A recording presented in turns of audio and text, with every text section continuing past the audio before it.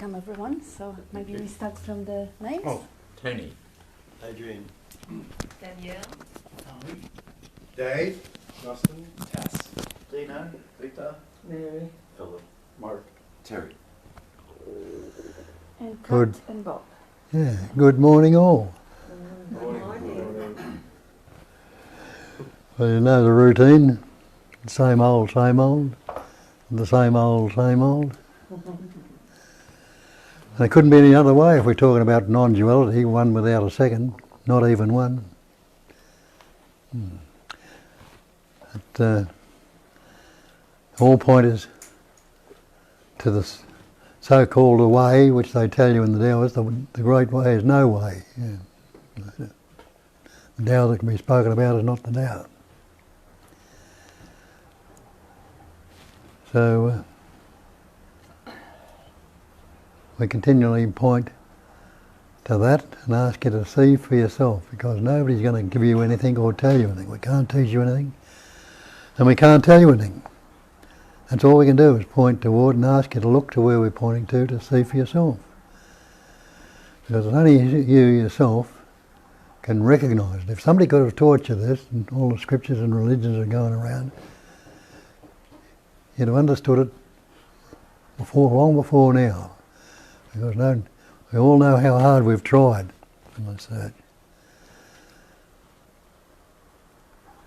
But when we come to understand that the seeker itself is the problem, and if it is one, nothing can be added to it. That's why they call it the great perfection in Buddhism. The great perfection is non-conceptual awareness. Awareness without any thoughts, concepts or ideas. Though all these things still continue to appear on or in that awareness, whichever you like to put it. But the appearance is not reality.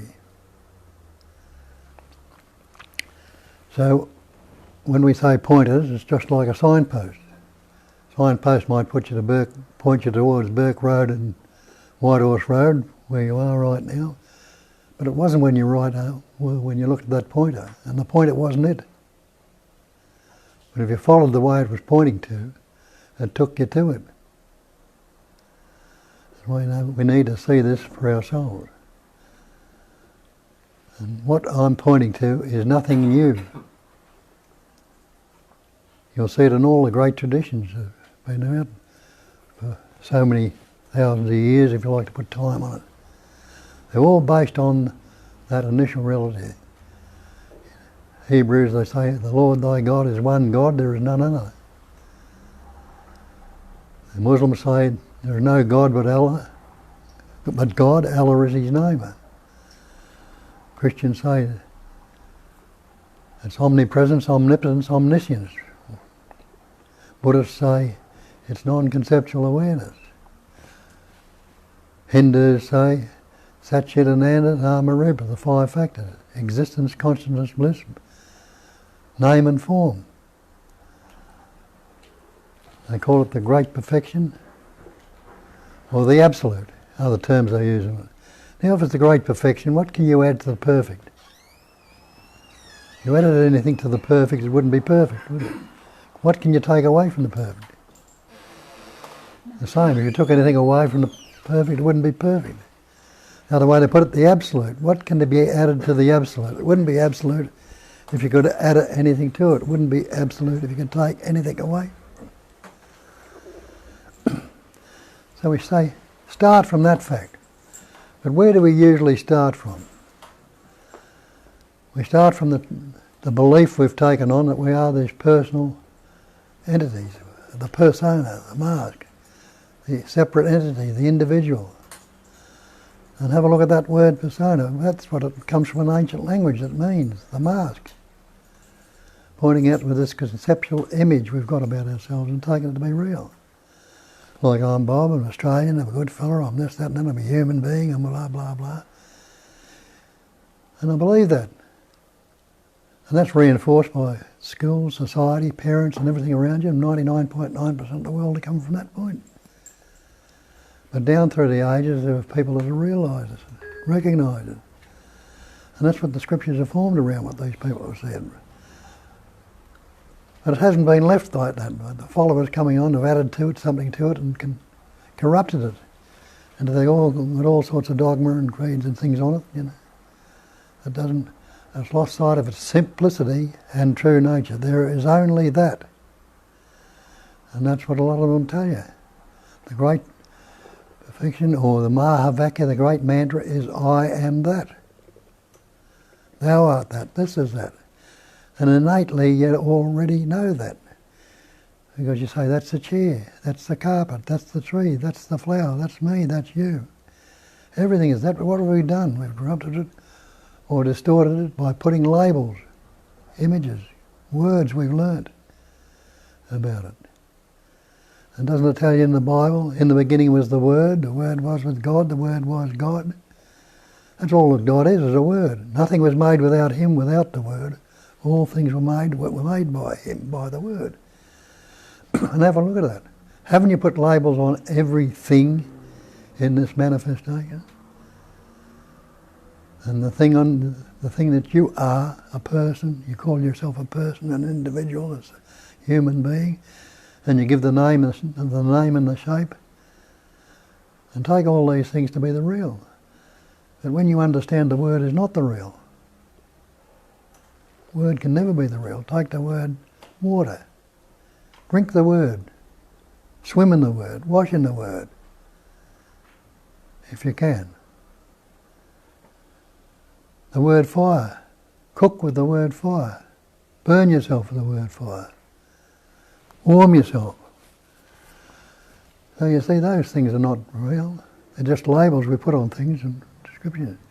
So what's this word I or me? What do you call I? Isn't this persona, this personal image you believe yourself to be, I'm Bob, an Australian, blah, blah, blah, putting all those concepts onto the I-ness. What's I? I symbolises one, doesn't it? When you write it as the figure one. And they call it Satchitananda, existence, consciousness, loving to be, Nama Rupa. Have a look at that. Anyone who is not existing right now, you must realise, yes, I'm existing. I am not existing, I'm existing.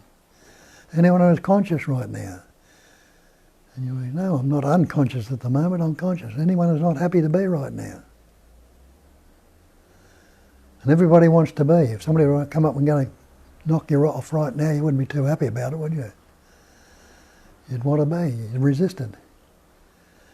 So you already are that Satchitananda, that being, knowing and loving to be. And the Nama Rupa, that's the conceptual image you've taken upon yourself. Nama is name, and Rupa is form.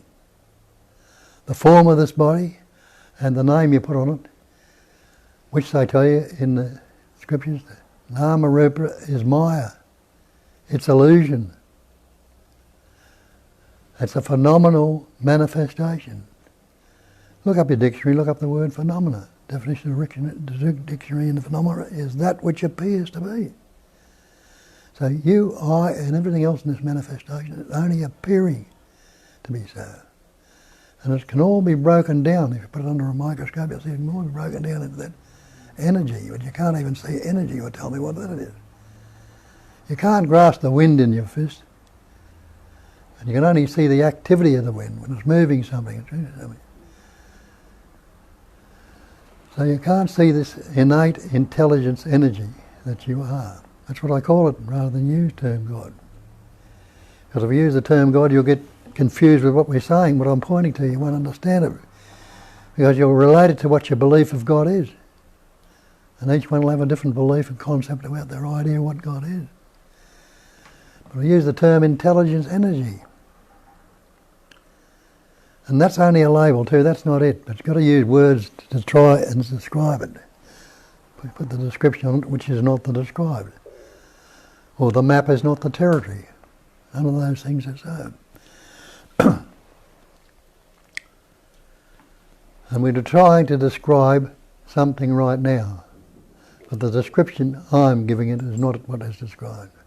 But if you're open to it and listening to it and using the proper listening, then it might resonate with you. You start to grasp what we're saying. When I talk about listening, there is an art to listening if you look at it. What we usually listen with, we try to listen with our heads. What are you saying? What are you thinking? What are you doing? And head to head is not going to get you anywhere. It's going to be a clash. What happens if you move it down to what we call the heart? I'm not talking about the physical heart. I'm talking about the core of your beingness, the centre of the spirit. And you know what heart to heart is? When you've had, talking to somebody who had a very serious conversation with it, and you'll say, you know, they were in trouble or something, you're trying to help, and you'll relate it later on and say, my heart went out to them. You didn't really know what you were saying because your heart, you opened up. There was a different way of listening. Instead of listening with the head. So if you're listening to what I'm saying with your head, you can pull it apart, because anything in this manifestation can be, or any thoughts, concepts, can be pulled apart. And they all have been, if you look at them all, and will continue to be. But in your own direct and immediate experiences, can any one of you say, I am not right now? You can't. And isn't the hearing, seeing, tasting, touching, smelling, breathing, heart beating, hair and fingernails growing, food being digested, isn't that happening naturally and spontaneously?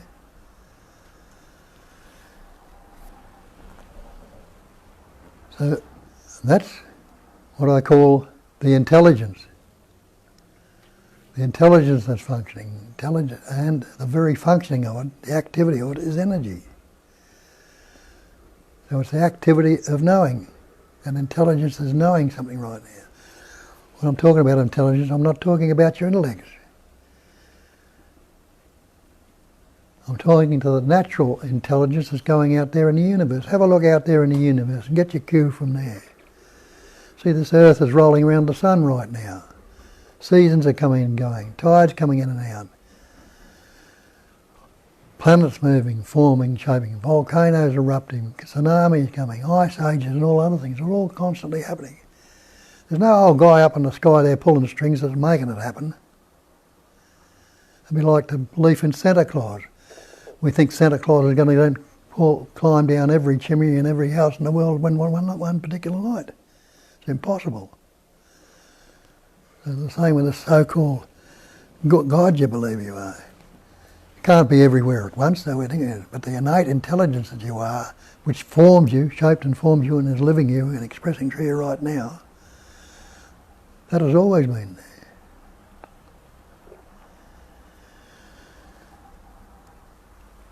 And the Buddha told us that a couple of years ago. He called it a cognizing emptiness. It's the empty, the basic screen in which it's all appearing on is that space-like awareness or emptiness, and the silence, the stillness. That's the basic screen, that doesn't change, but the content is constantly changing. And Buddha called it a cognizing emptiness. Not that we are cognizing the emptiness. We think we are, but it's not. It's the emptiness that's cognizing through this pattern and through everything else. It's a cognizing emptiness. And he made the statement then that emptiness is form. It's pointing out that basic screen, which is no thing. It's clear and empty. It's patterning, it's vibrating and patterning, shaping, forming all these forms, shapes and forms. The tree, the flower, you, me, the planets, the stars, anything you can mention them. The bacteria, the viruses, all the rest of it, the whole lot. There's nothing but those vibrating patterns of energy shaping and forming and expressing. But it's all Maya. It can't be anything other than Maya because there's no time for it to exist in. When you investigate the concept of time, you'll see that time is all such a concept. And ask yourself the simple question, is there a past if I don't think about it? Pause the thought for a minute, or leave the thought behind for a moment, have a look at what can you say without a thought. Can you say there's a past or a future? But you'll say, I was in the past. I'll say, well, try and actually live a moment ago. Everything in the past. Go back and live yesterday or last week. We'd all love to be able to do that and get rid of some of the things we didn't like and change them. We can't. You can't live yesterday, but you can recall it. You can recall it by bringing it into this moment.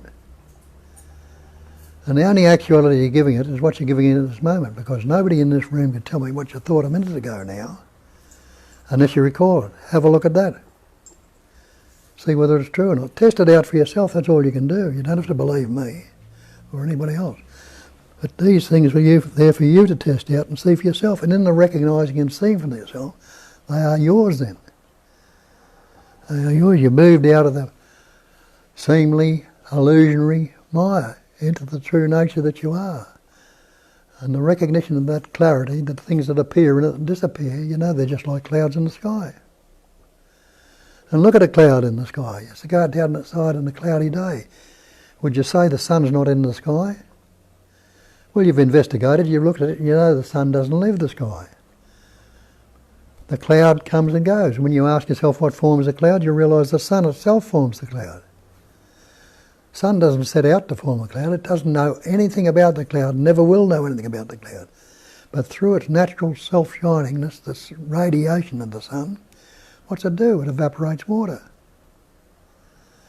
And what happens? The water rises, cools down and condenses and forms a cloud. Later on it'll change again. Instead of forming a cloud, it might bring it down as rain or blow the cloud away. But through the self-shiningness of the sun, the radiance of the sun has formed that cloud. And through that same radiance of that pure intelligence energy, it's formed you, me and everything else in this manifestation. We believe we are this body-mind, this person. Are you the body?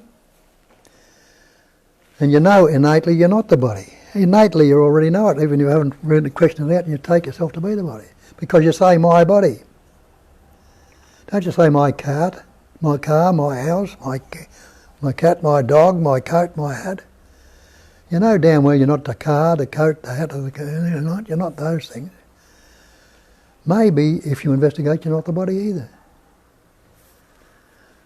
And the same with my mind. Yeah, we think my mind tells me this and I've got to utilise my mind and blah, blah, blah with my mind. Show me a mind. Can anybody show me a thing called mind? Is there such a thing as mind?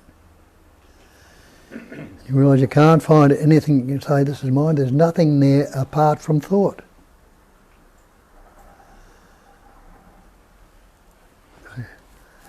And is thought your mind? Or if thought is mind composes out of thought, and you are the mind, which particular thought would you be? The primary thought is that I thought, I am, the knowing that you are, that expresses the thought I am. And if you were that thought, you wouldn't lose sight of it. You'd want to hang on to it, because if you lost that thought and you were the mind, it'd be the finish for you. But don't you gladly give it up every night when you go to sleep? You give up the thinking. And it's not the finish for you. You wake up in the morning. So you must recognise from that you're not the thought. And who's the thinker if you think you are the thought? Again, we related to this conceptual image. I or me, we think. This conceptual image.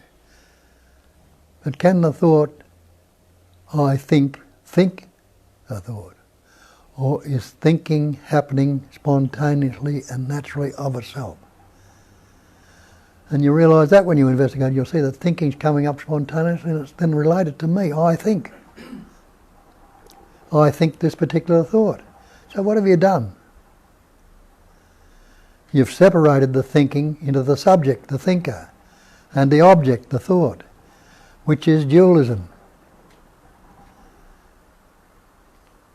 And we're pointing out that there's absolutely no duality and non-duality. There's no duality in this manifestation.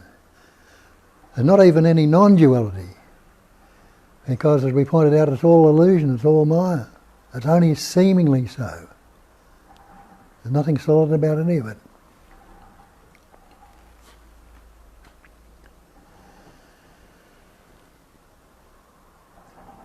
So we divided into subject, object, And that's where all our problems start. Problems of relationship. You say you are this body, and when did you begin? You'll tell me, I was born. Well, have a look at that. Can anyone in this room actually remember your birth? Again, you don't have to be a Rhodes Scholar to say you can't remember your birth. You can't remember or recall anything till you're about 2.5 years old, when the capacity of reasoning developed in you and you learnt words. As I said earlier, in the beginning was the word. That's when you began. You can't say you began it. For you, the only thing back to your far as you can remember is your birth. It's not your birth, it's when you learnt words about 2, when the reasoning started. Well, how did you begin? We'll have a look at that. We'll investigate that. Go back as far as your father and your mother. That animating intelligence energy, the activity of knowing. In that father, that energy vibrating through him, in that father growing, formed through the food eaten and the breath, the prana, the breath of food, and formed in that pattern a little microscopic particle called a sperm. You can't see it with your naked eyes, that's small. So we'll put it under a microscope. The same in your mother, that animating life is in your mother, through the prana and the food, enabled in that pattern an egg or an ovum to form. Another microscopic particle. Both of those particles were suffused with an innate intelligence, the same intelligence energy that you are today. So the ovum the egg knew what to do. It attached itself to the wall of the uterus. It wasn't floating around accidentally. And the sperm did the same thing. It knew what to do. It swam to the ovum, put it under a microscope, and you'll see it can swim. Suffused with intelligence. If it had no intelligence or life in it, it wouldn't be able to do it. And it knew where to swim to the ovum and penetrate it. It knew what to do when it got there. And when those two came together, those two cells combining, innate intelligence energy doubled that cell from the genes or whatever it was in the body, doubled them again and again, and what happened? The little embryo, the little fetus began to form. What were you doing about it then? Did you say, I better grow a hand or an arm? First of all, you'd want to grow a brain, wouldn't you? Or an eye or something like that. But you didn't and you couldn't, as the person, do anything about that at all. But the life energy knew what was necessary. And it was doing that for 9 months. Growing it. You had nothing to do with it again as the person. When you came out, did you say, now I'm out, I've got to take my first breath, I've got to fasten onto the nipple and suckle? You didn't. The innate intelligence knew what to do then. And with the age of your parents and other things. At about 2.5, the capacity of reasoning. You didn't know. You were just functioning spontaneously and naturally, without any words, without any labels. You were seeing, you were hearing, you were breathing, your heart was beating, your hair and fingernails growing, food being digested. If you're hungry, you'd cry. If you're happy, you'd laugh or do whatever. You'd kick and do all sorts of things. But the livingness was spontaneously happening in that pattern. 2.5, parents fussing around you, the capacity of reasoning developed in the human form, and that's a capacity in these human forms is much greater than the capacity in other birds, animals and insects. But they have different capacities that are more developed than our capacity of reasoning is. A bird, for instance, can see. Got eyesight that's much better than yours or mine. It can fly. We can't do that naturally, but through the capacity of reasoning, we've learned to build ourselves eyeglasses, binoculars, telescopes, things that enable us to see. And again, through the capacity of reasoning, we've been able to planes, helicopters, balloons, sky, whatever, enable us to fly. A chameleon can change colour, has the capacity of changing colour. We haven't got that capacity. Other animals, birds, insects, they form through chrysalis, through eggs, eye eggs that grow in this chrysalis, in this cocoon, and hatch out into butterflies or moths with all those beautiful colours on it. Do you think there's any personal entity doing any of that stuff? Or any of it doing on their own? Or is it all a spontaneous, natural functioning? The seed falls into the ground, gets a bit of warmth on it, a bit of water, a bit of light. What's it do? It sprouts. And in that seed there is a tree. Grows, sends its roots down into the earth, grows, the sap running down and out. Sprouts will grow on it, then leaves, flowers and fruits will come out of that tree. You think the tree's doing any of it? It's that life, that intelligence in it that's living a lot of it. You can call it God if you like, but don't get locked into the idea that God's somebody up there in the sky that's going to beat the shit out if you do the wrong thing. And give you praise and if you do the right thing. It's not whatsoever. That's the natural functioning. And when a lot of these so-called things that get us into trouble recognise what they are, they'll fall away and you won't get into so much trouble. Because the innate intelligence will guide you, it'll lead you, it'll living you and growing you as it's done ever since. And with this capacity of reasoning, with the parents fussing around us, we begin to learn words. It's a useful capacity. So it's a useful capacity for these human patterns to have a bigger sense than reasoning and other things. Or where the room around you wouldn't be here. All the technology wouldn't be here. Nothing would be here without that capacity of reasoning. But the problem is we take it to be personal. I did it. I made this. I invented this. But could you have lifted a finger, turned a screw, drawn a line and done anything if that life essence wasn't flowing through that body? We've made computers through the capacity of reasoning. But look at that computer. Got tons of information in it. But if you haven't got the power turned on, what are you going to get out of it? Nothing whatsoever. It's the same with this body. If not that power, that life essence that's suffusing it and functioning through it, how many thoughts can you have? How many lines can you draw? How many screws can you fix, paint? What can you invent? You've got all those organs in it. You've got the brain, the heart, the lungs, the liver and all these organs. But without that life essence suffusing it, what good is it? It's just a corpse. So it's the life essence that's doing everything, and utilising this pattern to appear through and express through. Do what it innately points to. It takes you on the search to find it, to recognise itself and be with itself and understand itself. Then you will understanding of this functioning, this universe and everything in it. And recognise it. It makes a big difference in life. With this capacity of reasoning, when I learn words like I and me. Parents tell me, "You're little Johnny, you're a good boy, you're this, that, and that." And they talk about I and me, and you learn words like I and me. And you start to reason, well, I am this little Johnny. This is me. Parents told me I am. And I'm little Johnny, and I'm a good boy, this is me. So we add on to that I thought, which you can't do much with the I thought on. So we add on to that I thought events, experiences and conditioning, things that have happened to us over the years added on to it. I'm Bob and I'm a good fellow, I'm not so good, this happened to me, I had a bad childhood, blah, blah, blah. All these concepts which are now dead images are added on to that life force. And the energy of belief goes into it, reinforced by my parents, my schools, my society and all the people around me. And I start to reinforce it myself because a lot of people haven't looked at this stuff or questioned it. So I formed this conceptual image of what I believe myself to be. And this image is the self-centre. Becomes the self-centre, the static point where everything is related to, or the reference point where everything is referred to, or the me, or the ego. The me is the ego. And they tell you in the scriptures the ego is the problem.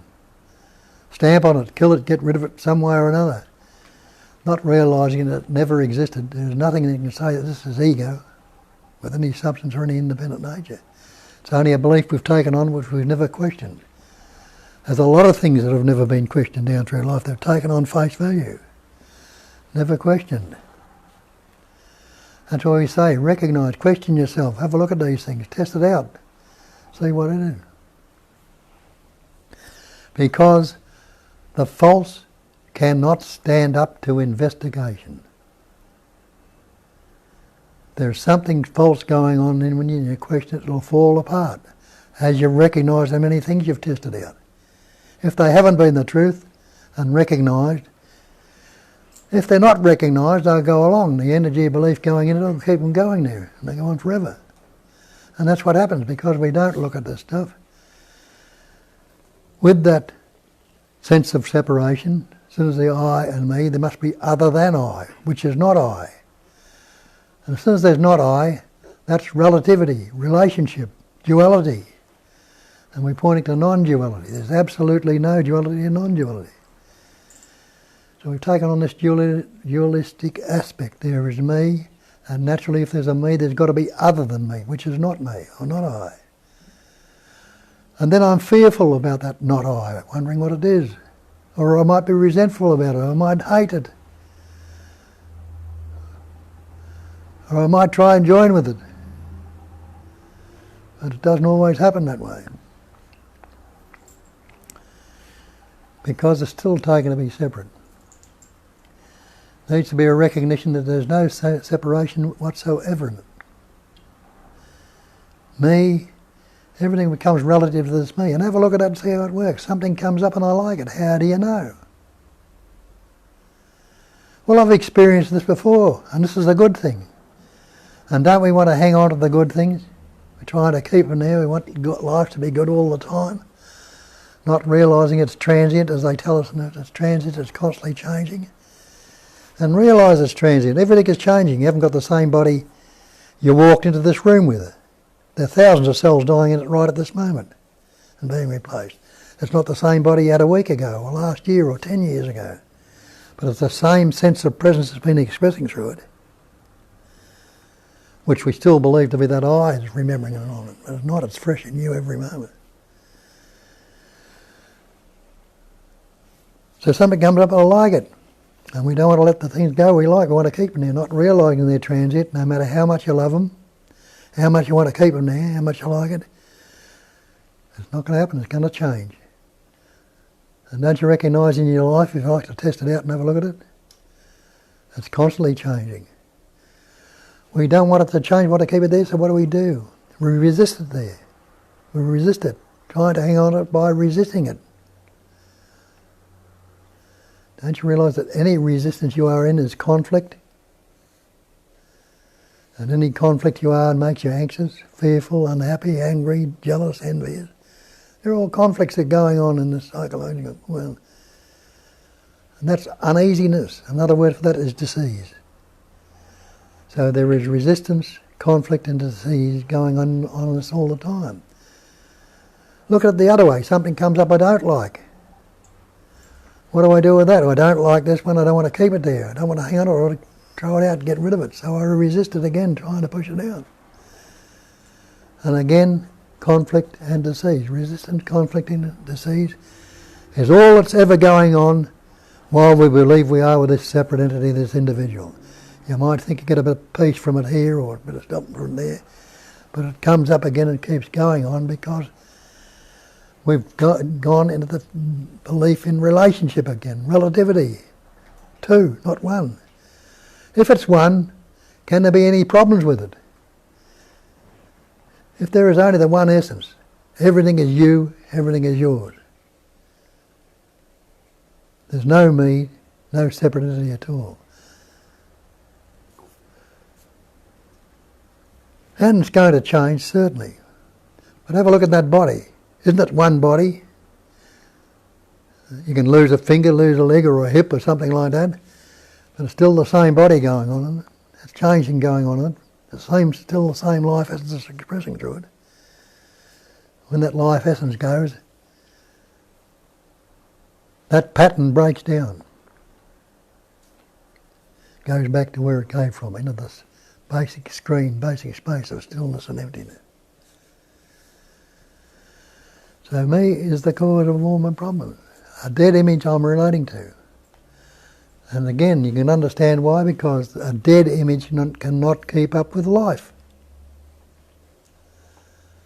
Life is constantly changing and moving. How can a dead thing keep up with it?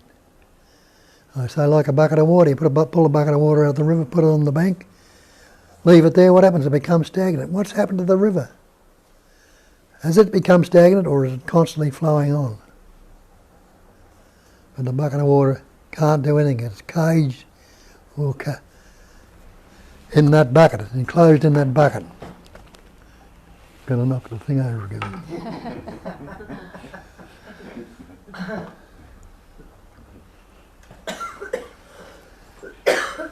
Or put a bird in a cage. Can be in there for years and years. Open the cage door, it's not going to fly out straight away because it doesn't realise there's an opening there. Doesn't realise there's a way out. If it searches for a little while, maybe it'll find it and go out then. But we're like encaged in this cage of concepts. And we don't see the way out until we really look and investigate it. But realise the door of the cage is the cage itself. And this cage of concepts is hell. And that word hell comes from an old English word meaning held or shut off from.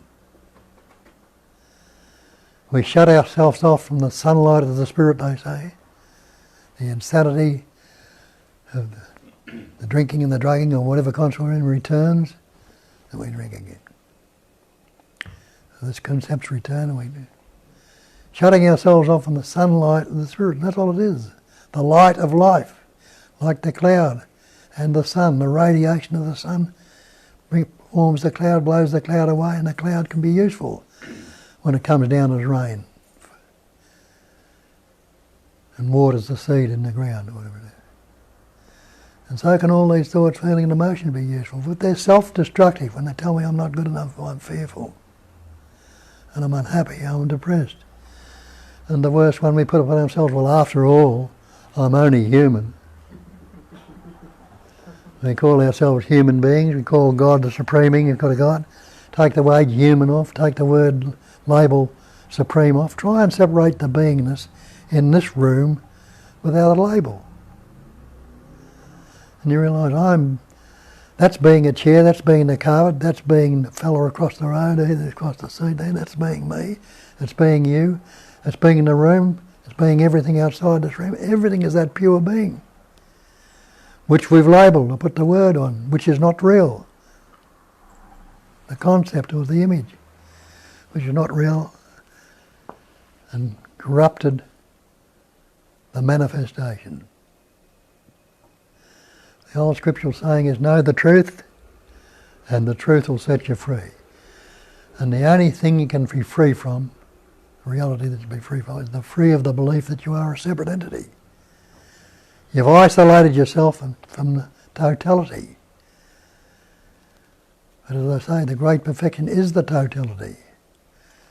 It's total presence, total power and total intelligence. Total. You can't remove anything from it.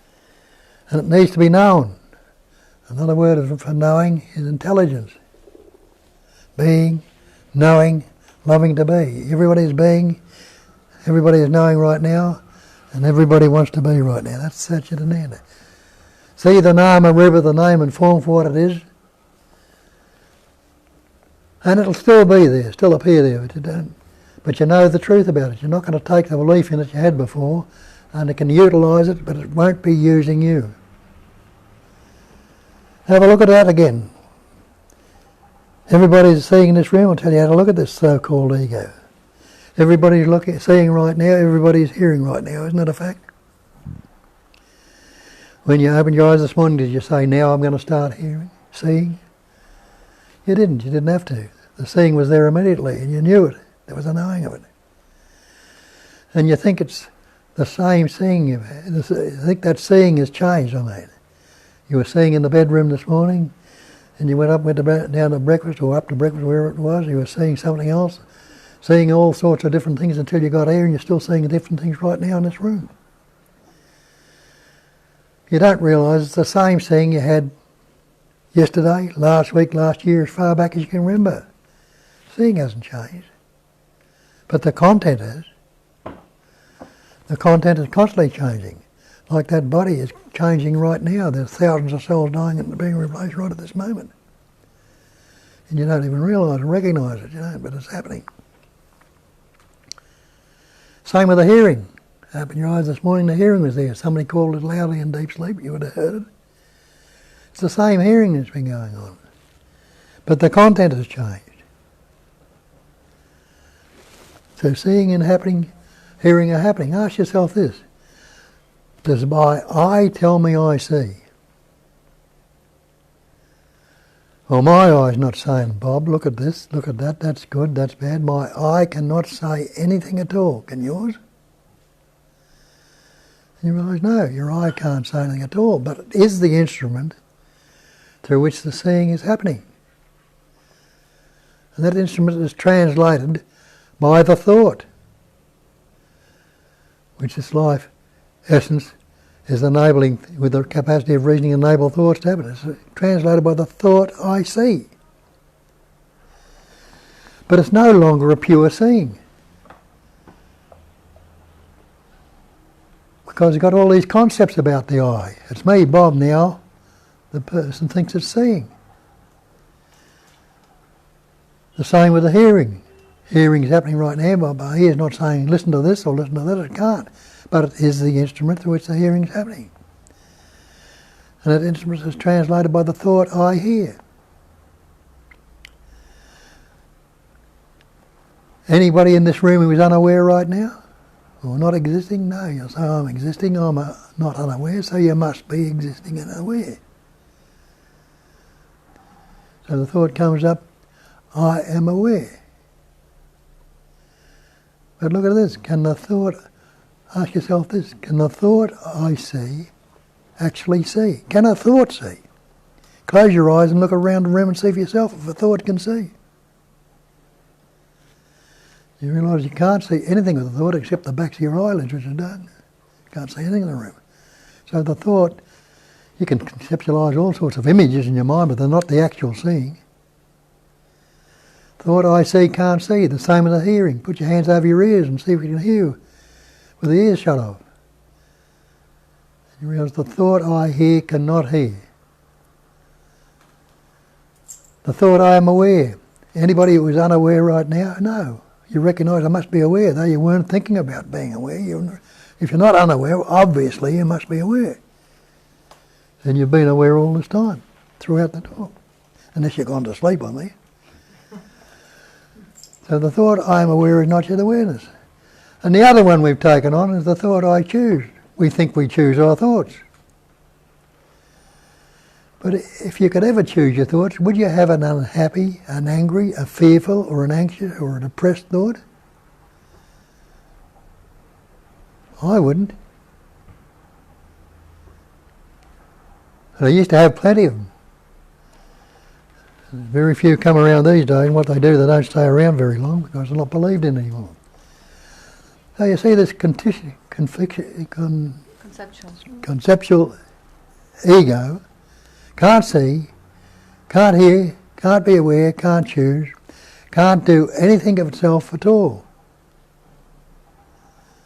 It's a fiction. But, take the life essence out of that body and you won't even be able to conceptualise anything.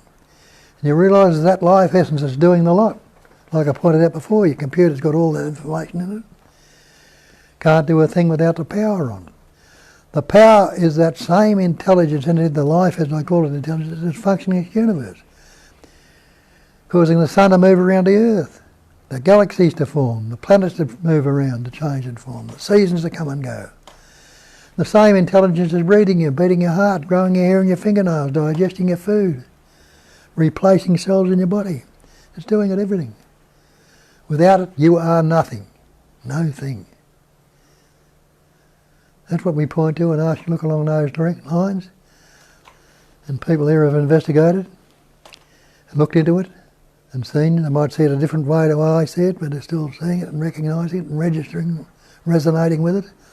And it's changing their life. You're not bound into the old conceptual images and ways. And I say, when you realise that everybody in this room will have a concept, a mental concept about you. And you will have a mental concept about everybody in this room. When you come into this room, you form a concept about them. And you'll have a concept about yourself, and they'll have a concept about themselves. If you ask yourself this question, which concept would be right? And you must recognise there's no concept right. All a concept is a mental structure, a made-up thing. So if there's no concept right, who can ever be superior to you without a concept? Who can ever be inferior to you without a concept? And what would you want of the other persons without a concept? What would you want from them? If you know the same essence that you are, they are. No matter what pattern, shapes and forms they're taking. So a lot of these things drop away. Doesn't mean to say they won't cease to arise. You'll be led and moved to do what you do. Just the same as you've done all your life, though you mightn't realise it. We've put ourselves as this conceptual image in the road and blocked a lot of the spontaneous functioning from happening. And a lot of the joys and pleasures of life we've missed out on, for we shut ourselves off from it. But it doesn't have to be that way. So it's all yours. We ask you to ask questions and investigate and try it while you're here and listen to it. Got any doubts or arguments? There's no use walking in here and walking out without taking something away from it. You might as not bother to come in the first place. And other people here will elaborate it on a bit more because they can tell you how it is with them and what they see that I might have missed out on, and I missed out on plenty. So it's up to you all to get into it at your meeting. Oh, I asked you already many times, but I'd like to hear again about the reincarnation, that it's bullshit. You always have For a start off, I told you right from the start, we're talking about the one essence. Mm-hmm. If there's one essence, what was incarnated in the first place? And what can you reincarnate?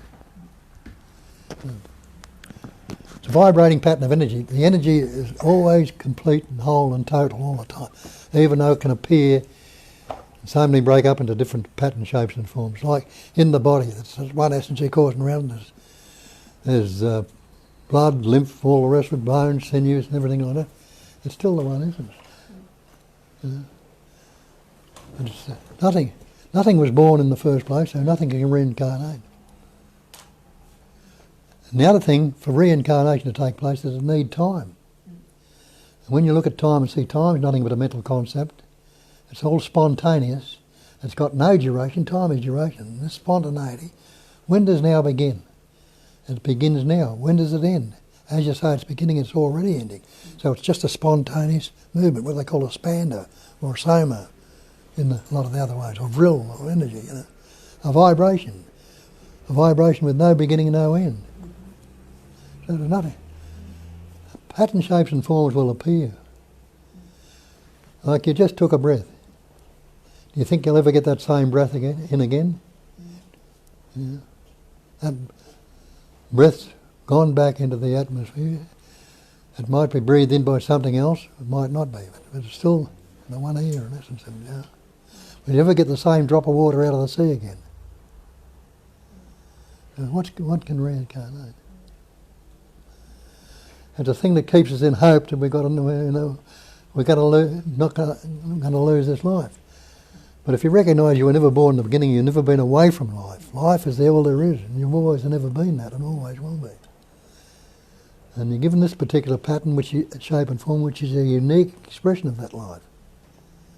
And it'll never be again, but it's a unique expression. It's done its job. And when it's done its job, it's moved on.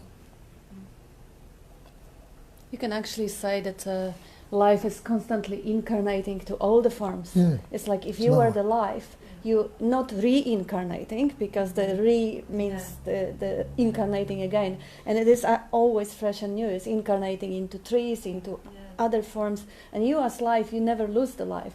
But the reincarnation is the idea that there is a separate soul that travels and that is immortal or eternal or whatever. And it also comes out from the idea the eternity or timelessness is the essence of life.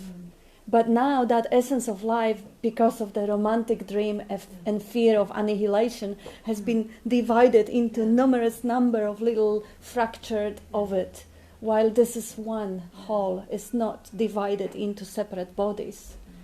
But as life, you are incarnating all the time, moment to moment. But as separate soul, No. well, You It's- can explain it so beautifully. Yeah. Like I try people, I say, no, it's bullshit. And then they ask me, why is it bullshit? And then I'm like, oh, you have to see Bob. He can explain very well. Tell them all come back and haunt them. That's where we make a big mistake, I think. They call it soul, S-O-U-L. Anybody ever seen a soul, or anybody know if anybody would found a soul or seen it or whatever? They got away from the natural reference of it. It was S-O-L-E. Soul, the singular. Hang on, they're opposites, you know. But over the years, it's become more and more comfortable, and it was comfortable hearing about you talking about it today. Form is emptiness, and emptiness is form. And basically, what Kat and Danielle and you, Bob, have just been talking about, it really, it's on the same page as that, I think. Yeah. So what you're saying is I can't put on my gravestone better luck next lifetime.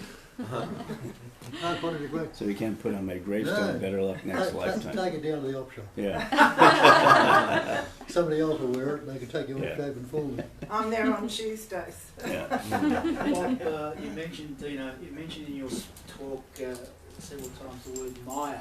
What is Maya? Illusion is another word for it. Appearance. Definition of it is a phenomenal manifestation. The definition of phenomena is that which appears to be. Only seemingly so. I use metaphors to point it out, like the blue sea. Go to the ocean, I'll say, give me a bucket of blue water of the sea. You'll say, don't be stupid. The flat earth. The earth looks flat when you look out with the sea and the sky, man. Water in the mirage. The snake in a rope. All different metaphors I point out. And all seemingly so, but it's not. When you investigate it, you see it's not so.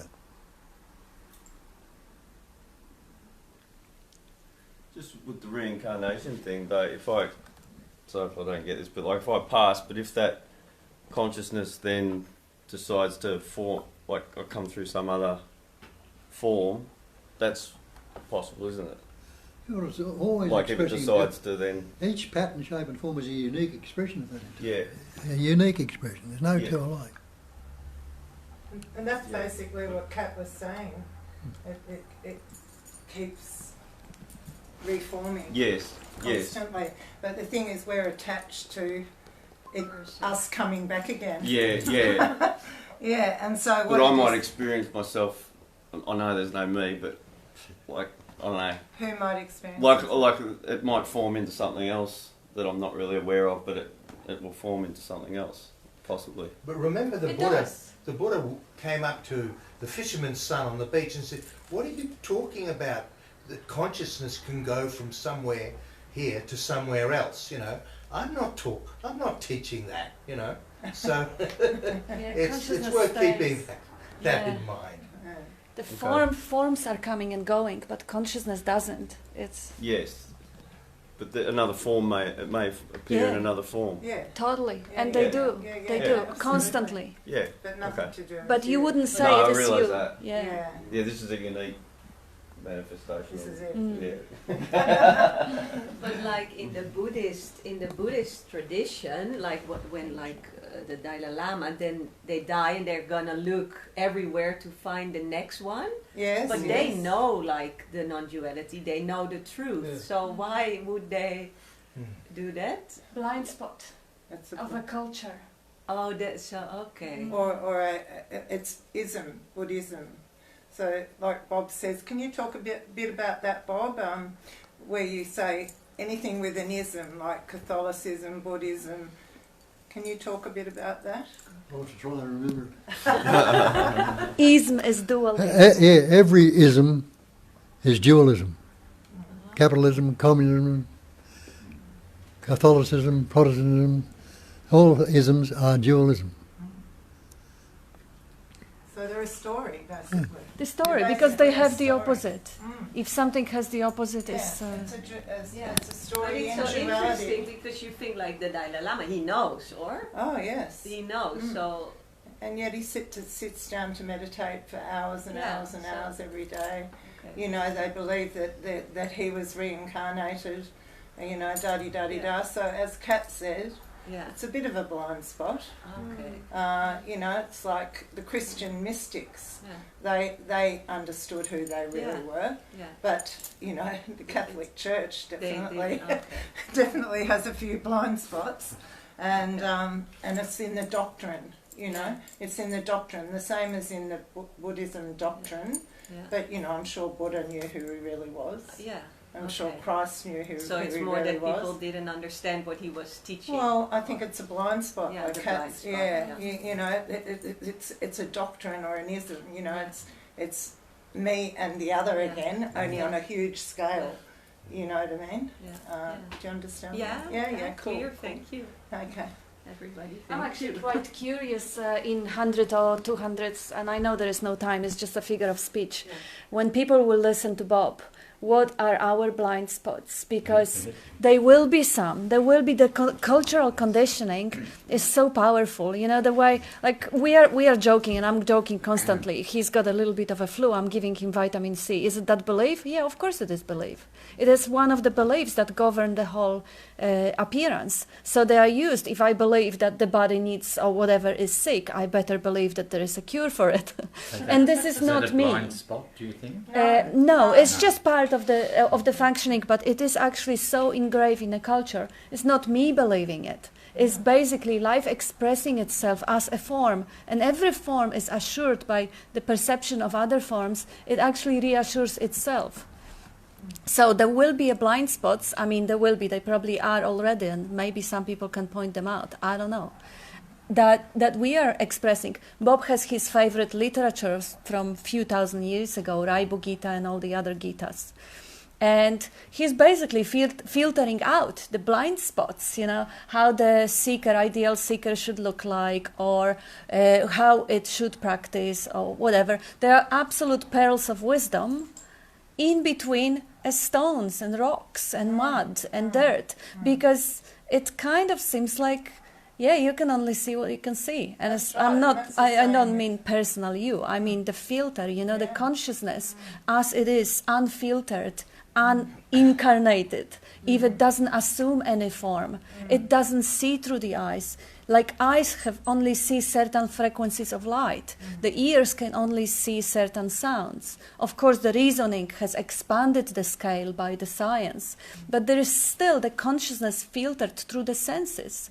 So it's still having, it has to have the blind spot, even the idea of form. There is no form. They're all Maya. They're all empty. Well, there is we're all no limited. matter. We're all limited, and we can Yeah. only point. So we're all limited. We can only point. You know, but I think some unique patterns of energy have clearer pointers, and I'd say you two are pretty clear. And you do. Definitely. But that's so true. What you say is whatever you read. You know, someone says, "Oh, this is a really great book. Have a look at it." You know, and you read through and you think, "Oh, hang on, no, I don't resonate with that, but I resonate with that, or I don't resonate with that."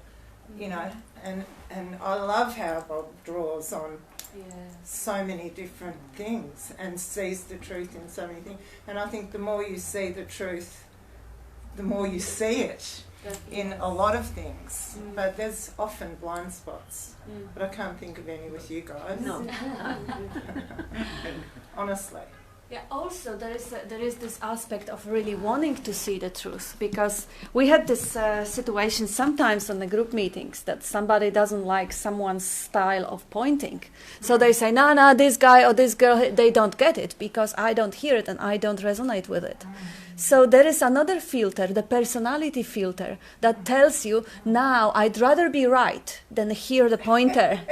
I don't care about truth that much, because it's always only one consciousness speaking. Whether it speaks through someone you like or it speaks through someone you don't like, it doesn't matter. If you're really in love with the truth, you will hear it from any mouth. You will hear it from the birds singing. that's absolutely true. But yeah, we have quite a lot of drama sometimes here. Terry, tell us about it. Tell some, because I've been in the Netherlands. I know nothing. Oh yeah, we are not No drama. we're not filming on Tuesdays and Thursdays, Oh, and really? yeah, and then when people are not intimidated by the camera, they come up with some of the stuff. But this really just shows, it's nobody is a doer. If someone is not in love with the truth enough to actually hear the pointer from anyone, that's not their fault. They are not the doers. They are not responsible. They're not to be blamed. They're not to be whatever. It's just a dynamic. It's just a play. Like no matter how holy the satsang or the circus, spiritual circles or spiritual circus is, there will always be clashes. Some people speak slower and people fall asleep. Some speak too fast and no, you're jumping from one subject to another too fast. There are always personal preferences. As long as we have eyes, we'll have favorite colors. That's the play. And Bob used to say you're either attracted or repelled. Yes. You either resonate or you don't. There's End no of middle story. way. End of story. Really, Yeah, true. you're either attracted or repelled. And you find your attention goes somewhere else. If you're repelled, if you're attracted, you're right in there. If you know what I mean. Yes. Yeah. Repelled just is used not to- a word I know, but it's. I used to just love what Bob said. It was you're either attracted or repelled. But I That's- love Bob. Oh, me too, don't we all? Well, we But all I'm saying do. in any situation in life, Yeah. any situation, you're either attracted or repelled. Yeah. In any situation. I've got a question. It's holistic of it. Yeah. What about like natural instincts that seem to come up, like say lust or greed, or I know that's coming probably from the mind, but they can get in a lot of difficulty with those instincts. What's your take on those? Well, they're natural responses, but what we put on the conceptual ideas, which we've added to them, instead of just being nature. Like take sex, for instance. Most animals, like you can have two dogs together, they'll be running around for months. And they won't be thinking about it, and they'll sleep without it doing it. The bitch will come on heat, the male will go mad. Last for a little while. But they're only thinking about it, or it comes to them, when the urge is their natural urge, and they procreate. With us, it's on the TV, it's on everybody, we're looking at this and looking at that one, and you're constantly reinforcing it yourself instead of leaving those natural states to come, responses to come up. Mm. Yeah. And yeah, mind stuff, then it's just natural in the mind. Mm. And same with even the stuff like jealousy. I remember I think I expressed it before, but because I saw some sort of a signs of a jealousy in Bob at some point, I was thinking, nah, that's impossible. He was chasing someone away, he was just hanging around for a little bit too much. And he gave me an example of the lions in the nature, in the wild, when he's having some sort of whatever the tribe, and there are ladies lionesses there around, and if there is another like gamma male there hanging around and being a threat for the alpha, it chases them away. It does, just like people do. It's not that we have the story that jealousy is coming from the ego. No, it is a natural instinct. If someone is a threat for your family or for whatever, it is a natural instinct. But the natural instinct works this way, like with the lion. The lion will chase away the gamma, and then, or whatever, the beta male or whatever, and will come back to their own lifestyle. The hunting will not have a story about it, will not make themselves guilty, will not punish themselves, will not reinforce that story.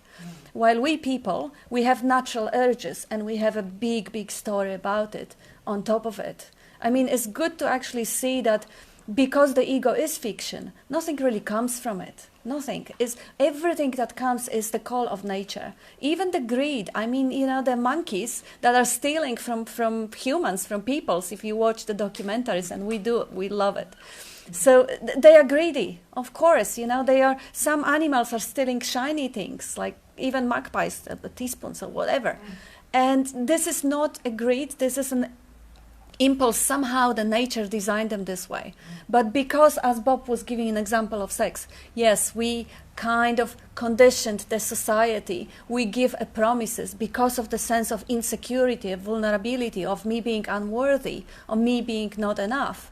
The society promises you that if you greed and if you have more possessions you add to yourself, you will arrive, you will be relieved, you will be happy eventually. That's the story. The story in the head reinforces the natural urges and makes them absolutely ridiculous. Because people who actually were lucky enough to be wealthy, they know that it doesn't really extinguish that inner void. It doesn't extinguish that anxiety of not being enough, of being limited, of being vulnerable. And that's the same with lust. Absolutely. Totally. You know, because lust, you know, lust on its own is very empty. But you know, when there's a natural sexual predilection or attraction to somebody, it's very beautiful. But when it's an addiction, it can be very destructive. And that's a story. You know, that's all part of the story. So the same with greed. When you think having a lot is going to make you feel better, that's a problem. That creates disease. When you think having a lot of sex is going to make you feel better, that's also creating disease. So the story creates the disease. But in your natural environment, with somebody you love, well, that's a whole different ball game. Or, you know. But we've had that. We've been really had that overstimulation through the environment of. This is what you need. Yes, and also with the internet too. I mean, it's just everywhere. Yeah. Yeah. It's got away from our natural, just when it flows, when it's supposed to. Yeah, that's right. And I think sex without love is totally empty. Bob, I had this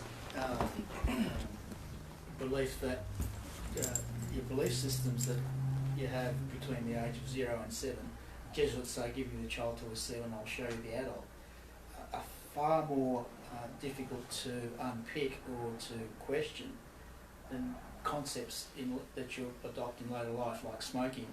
You know, I found smoking relatively more easier to unpick and find the falsehood than the childhood conditioning. Can you sort of comment on that? Well, it's reinforced every day, the child, and they got that little kid reinforced.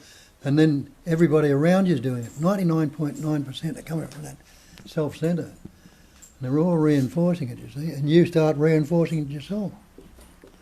So you get believing it and reinforcing it. And you got this habit, you see, and so it's pretty hard to toss them.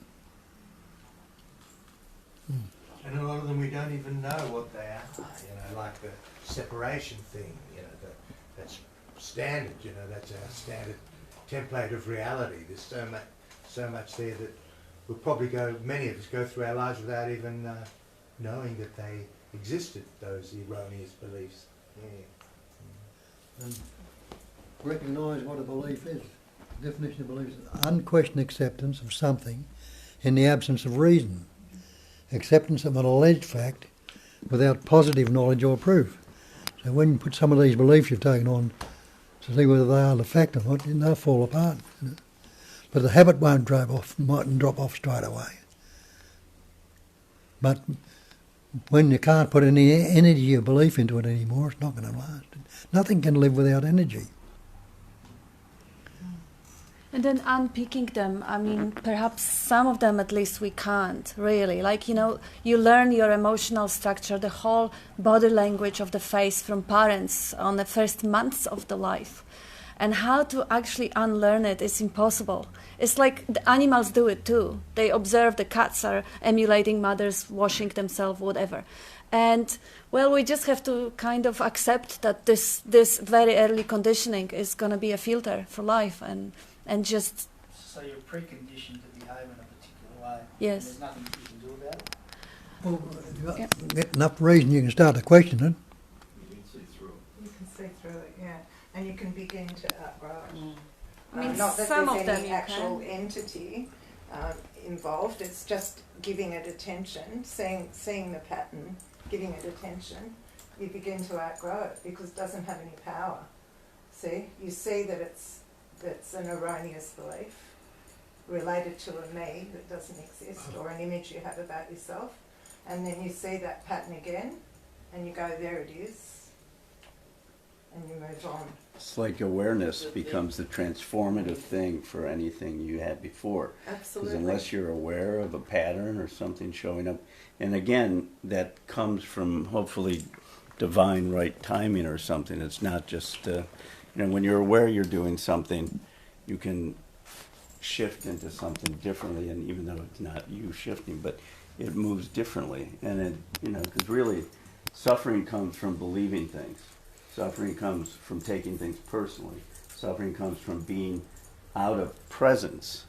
And when you let go of belief and only go by the experience of somebody, or something, and pay attention and not take anything personally, your suffering will end. And a lot of searching over, centuries has been on trying to end this suffering from a me that is insatiable for things outward, but nothing outside yourself can save you or give you peace. That's absolutely correct. Yes, certain behaviors should be questioned and can be questioned, and certain are not. Like the first also year or 2 years of life, we learn how to perceive things. We learn what is visible and what is invisible. And some bullshit comes with it also, like Santa Claus and other things. We don't want to question that, because when I start questioning the visibility of the things and I suddenly find a way to be on completely different wavelengths than the rest of the society, that could be not that much of a fun. So this sort of a conditioning is perhaps necessary and is okay. But the one that brings suffering, as Mark says, that's the only concern. Anything that brings suffering, that could be, first of all, witnessed when it is recognized as a pattern. Already recognizing the pattern, let's say, whatever, the smoking, as you said, it comes much later in life. But early patterns, like there are very early patterns with kids with a brain damage that fall off the bed and become violent out of nowhere, or have this ADHD sort of a conditioning. When consciousness is mature enough to see itself in the form of a pattern, then let's say if the child probably wouldn't, but if the adults see the old pattern of violence as the urge happening in consciousness, that urge already is much, much less fueled by the belief. In other words, when I see anything, let's say the violence now because of the taming of society became irritability or anger or outburst of like a volcano erupting from within. If I see that energy boiling and being ready to erupt, and I'm actually a witnessing of it, the consciousness witnessing consciousness of it, part of the available attention or computing capacity is with the energy, the explosion, but part of it is with witnessing. So the volcano doesn't have the full power anymore. The violence is not going to go full throttle anymore, because part of the energy that fuels it is kind of out of it in the witnessing. And the more of the habit of witnessing, which means kind of almost, it's a bad word. Here, Bob. What is the word? Have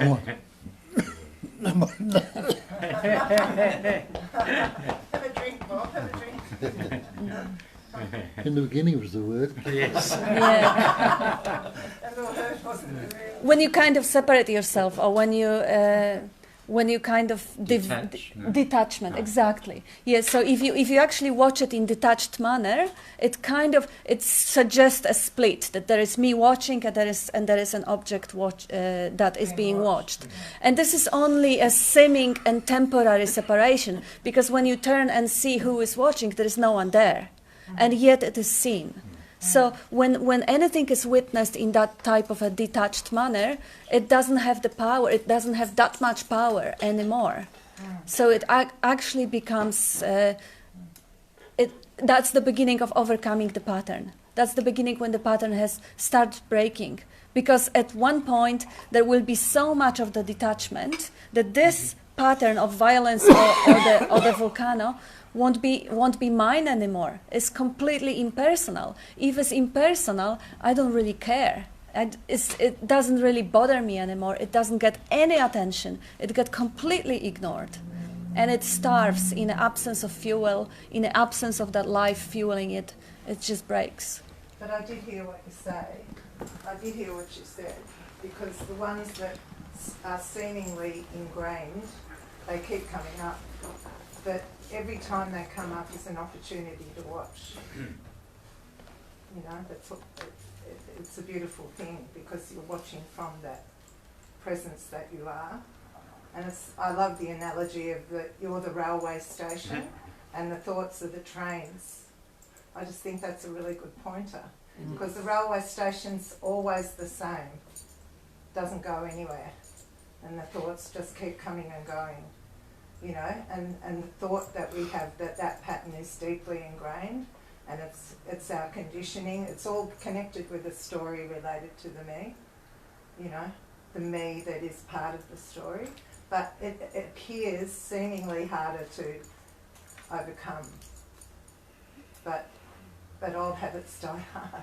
But they can be watched. They can be watched, and they can begin to be dissipated by that attention.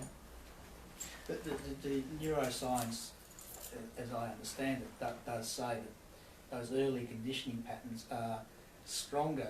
The synapses connections are much stronger than those developed in later years.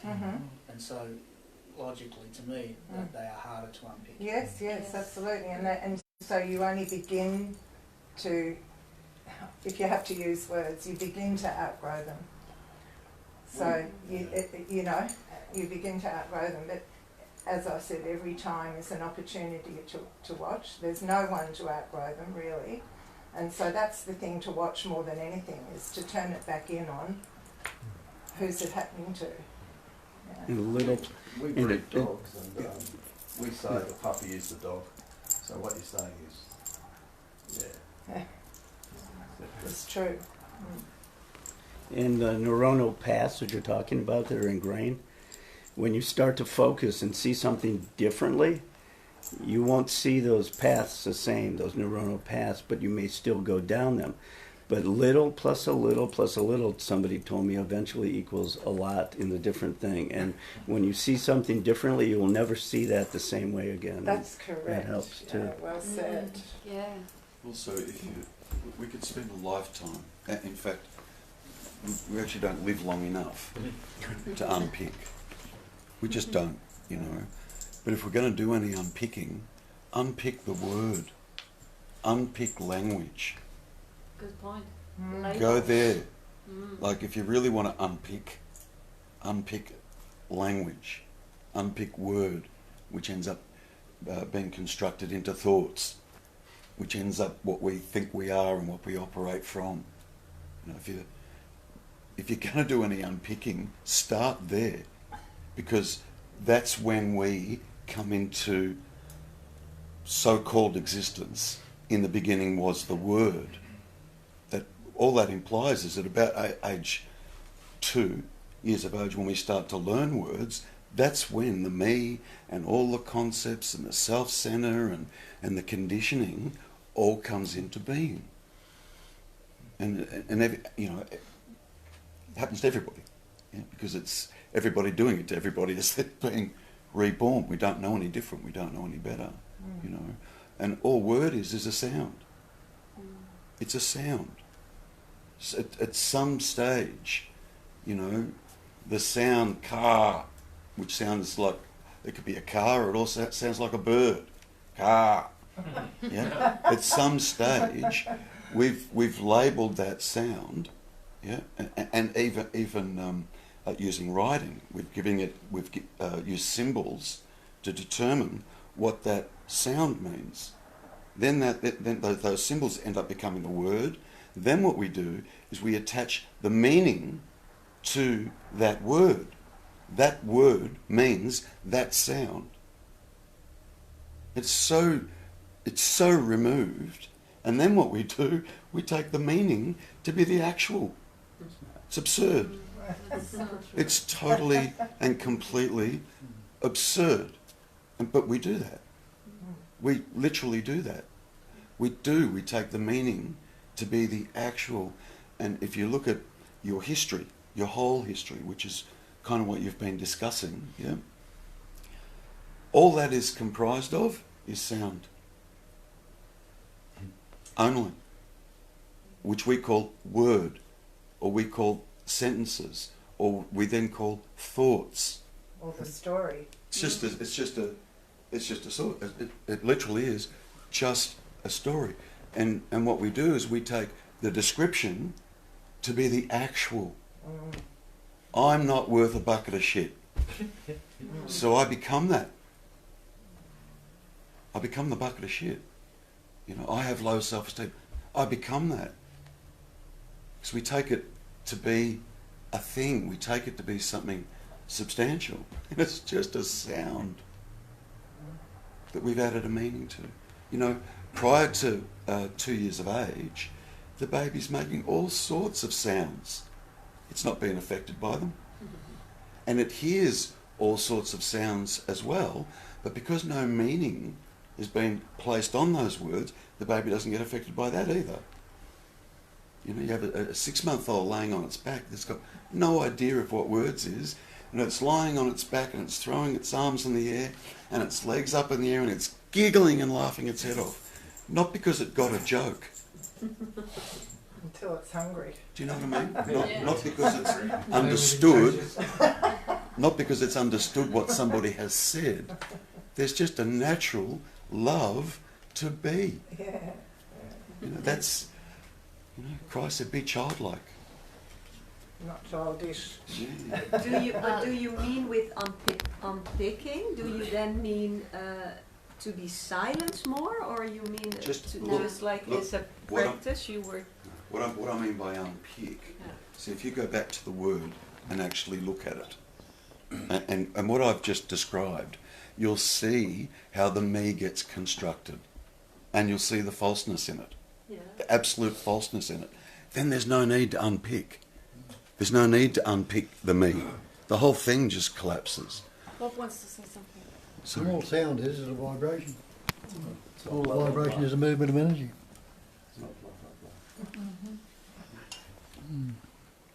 Yeah, so give it example. Let's say early conditioning is punishment at the age of 4 or 5 from the parents, and it builds up, crystallizes as sort of a panic attacks or anxiety attacks. That very label, panic attack or anxiety attack, make it so real that we don't even question what is actually going on, what is actual experience. But when we take the label anxiety attack of it, what is happening is a bubbling energy going in here, somewhere in the solar plexus. Is the breathing going a little bit contracted and a little bit more shallow? Is an experiencing going on. The label panic, and I have a couple of friends who actually are on antidepressants, and they do actually have real panic attacks, and they called me in a panic attack or in hysteria. And walking them out of that label is basically just bringing the awareness back to what is an actuality. As Terry says, this is the sound. We take the sound for the reality. The same bubbling in the stomach or in the solar plexus happens when you're really excited. But you don't label it panic. You don't label it anxiety. So there is no problem. The label creates it actually constitutes the story. And this very, very bubbly feeling becomes uncomfortable, becomes suffering. But taking the label off and learning, having the childlike curiosity about it, what is really going on, and just watching it without wishing it away. Because when I call it anxiety, oh shit, I don't want it here, absolutely. But when I'm curious, I don't know what it is. I don't have any label for it. Let's learn about it. Let's see how long it lasts. Let's see how much space it occupies. Let's see how quickly it vibrates. And not wishing it away, just really investigating, learning about it, being curious about it. You may fall in love with that feeling, with that bubbly feeling. What a wonderful source of variety for the body. What an interesting event happening in there. It's interesting you say that, because as a performer, you know, I used to get very anxious you know, before I would perform, you know, and very nervous and call it that, call it anxious and nervous and whatever. And then someone said to me, well, why don't you just see it as the energy you need to perform? And, you know, from that moment on, I have never had any fear. Beautiful. I think it was Bob. Sounds like It tells you straight away what will come from it. It tells you in the Bible, in the beginning, so-called Adam and Eve ate at the tree of knowledge of good and evil. They were learnt words. They were in paradise until that time. No words. As soon as they learnt words, they got kicked out. They're in the me. Uh-oh. Good and evil, and then I want good Well, and I don't want evil. But it's not only that, but what they're pointing out there, that all words, but the way we think is always in the interrelated opposites. It's either past, future, pleasant, painful, happy, sad, loving, only. Watch your mind and see if you're thinking that way. And when you're talking about before, you know, we reinforce it when we were kids and getting stronger. What do you do if you stop exercising? You get strong through exercising. If you stop exercising, what happens? It atrophies. There's your answer. Leave it alone. But Adam and Eve, it was Eve's fault. They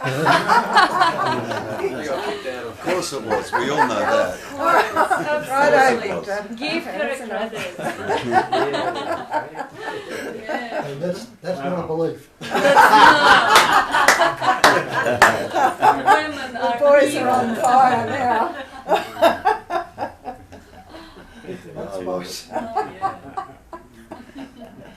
It's so true what you say about puppies, though. When I had my little puppy, there was 5 puppies in the litter, and my little one came, the one that I ended up getting, came running out. She was all confident. She wanted to see people. She was, you know, whenever there was a human there, she was out there, you know. And she was just the most gorgeous dog. And she didn't have, she had no fear. I think she thought she was a person. And or not a person. I don't know what she thought she was, but she was so confident and so spontaneous and no fear. And you know, and she was the pick of the litter for sure. You know. And I think when we live to our true nature, you know, we're spontaneous. There's no fear. There's, you know, we're just functioning in that pure spontaneity. You know, and that's. Well, they've got nothing to fear. There's no one separate from you. Yeah, that's right. And animals are always such a wonderful example, because they actually can tell us moment to moment that there's nothing wrong with us, that is totally normal. Like, we have a couple of cats, and they are so different. They're such a different personalities, and they don't have an ego. They didn't form in the self-center. They don't have the idea that they should change or grow or mature or become better or deserve love. No, zero. And how different we are from them. It's only the story, only one little story that I'm not enough, that makes the whole difference, that makes the whole suffering. Yeah, I see how much Bob loves them. Best one and He best loves two. them. But a dog could get sad and that though, couldn't it? Oh yeah. So Oh yeah, a dog can die on the owner's grave. yeah, But it wouldn't have the label sadness. Yeah. It'd be just a sensation. it's just a sensation in the body, Mm-hmm. which is all what happens with us. And it doesn't wish it away. So a dog can know, well, it knows obviously that it is, but it can't, unlike us, it can't know what it is. Yeah. Yeah, Yeah. that's right. Well, unlike us, it doesn't need to know. And just like us, we really don't know what we are. We only think we know what we are. We need That's to know the that's what we difference. We need to know what we're not. Otherwise we wouldn't be here. But we have the ability to know what we are, whereas the animals just know that they are. I mean, that's a natural spontaneity. They really are. It's only human conditioning that changes animals like Correct. dogs we put out. You know, But they wouldn't be happy about being sad or in grief about something, would they? They're not sad or in grief. They're just that's no, a but natural thing. if they were feeling that, they wouldn't enjoy that state probably. Well, that's what's meant by when the Sagadata says we forget what our true nature is. Yeah.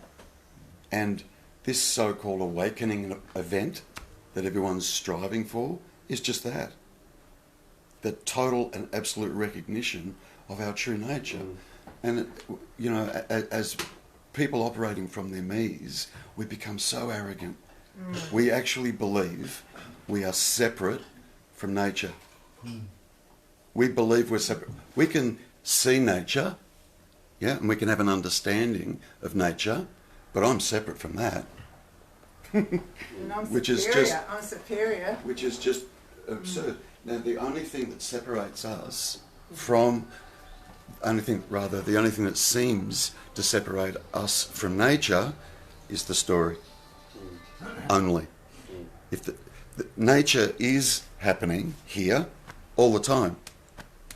Bob calls it an intelligence energy, which you can see in nature, but it also happens here.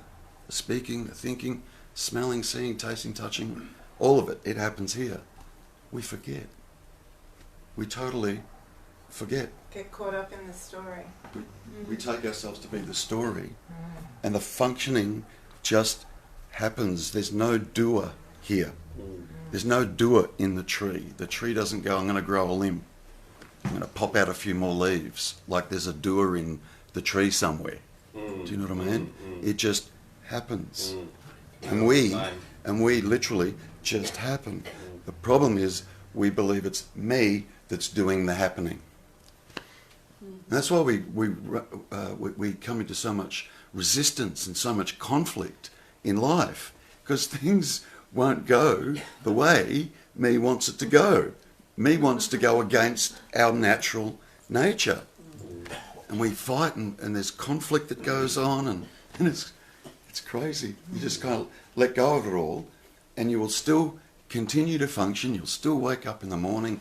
One foot will still get out of bed. You'll still function without the me being there believing it's the doer of it. And you can literally start to observe that happening. How many times? Kick back and then just Observe. follow intuition. Observe. Travel lighter. Just observe. Travel lighter. You're travelling lighter. Did you, when you were just speaking then, in all honesty, did you actually think to do this with your hands and arms? No. You can start to observe it. How many times have we been driving along in our car and, you know, we're just totally consumed by whatever it is that's going on in our head. Sometimes so much so that we'll be driving along and we sort of come to and we don't know how we got there, wherever it is that we are, you know. Or we'll get to the other end and somebody will say, did you drive yourself here? And we'll go, yeah, sure I did. Bullshit. Bullshit. We don't even have to pay any attention to what the body does as it's driving. We don't. It just happens. And you can see it in, you can literally start to observe it. That's what's meant by look. Observe, look. That's what's meant by that. I love that thing that we're action figures. We're action figures. And so when you're watching and you see there's no story, there's no me, there's no other, you're basically like a little action figure. Yeah. That's functioning, basically. Just watching yourself go around. You start to watch it. Then you start to see and start to understand there's another intelligence at work here. It's not me at all. Oh my God. And that's a beautiful thing to see. You know? You'll start to smile. You will. The whole notion of having free will goes, it just, and you'll laugh. You can't help but laugh. Because that's seeing the falseness. And the truth can only recognise something that's false. Only the truth can recognise something that's false. So you start abiding in truth. Fact, truth. This isn't a spiritual path. There's no practices to do. There's no practice in looking. Looking is not a practice. Observing is not a practice. You look and observe anyway. You know? There's no one to practice anything. What a freeing thing. Anyway, time is caught up. Thanks, Bobby. Thanks, Bob. Thank you. Good, Mark. Good Great job work. with one arm. Good job with one arm. Thank you.